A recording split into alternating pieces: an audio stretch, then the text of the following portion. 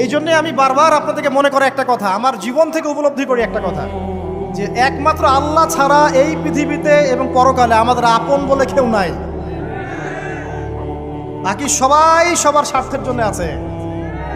মানুষ মানুষের অবস্থানকেই মূল্যায়ন করে, মানুষ মানুষের অবস্থানকেই মূল্যায়ন করে।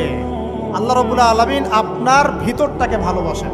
দেখেন, আপনি যখন নামাজ পড়েন নাই, আল্লাহ পাক কিন্তু আপনাকে ধ্বংস করে দেন নাই। আল্লাহ পরম করুণাময় আপনাকে হেদায়েত দিয়ে নামাজি বানিয়ে দিয়েছেন। জীবনে অনেক পাপ করেছেন, ইনস্ট্যান্ট আল্লাহ পাক শাস্তি দিতে পারতেন, আল্লাহ পাক দেন নাই। আল্লাহ আপনাকে ভালোবাসেন, আল্লাহ আমাকে ভালোবাসেন। আল্লাহ পাকের এই ভালোবাসার ঋণটা শোধ করার জন্য হলেও নামাজি হয়ে যান, আল্লাহর পথে ফিরে আসেন, দিনের জন্য কিছু করেন, দিনের ফিকির করেন, পড়াশোনা করেন। প্রিয় ভাইরা, আল্লাহ পাক তৌফিক দান করুন। দেখুন, এই রিবা থেকে দূরে থাকার জন্য একটা হাদিস যথেষ্ট, যে 4 শ্রেণীর মানুষকে আল্লাহ রাসূল সাল্লাল্লাহু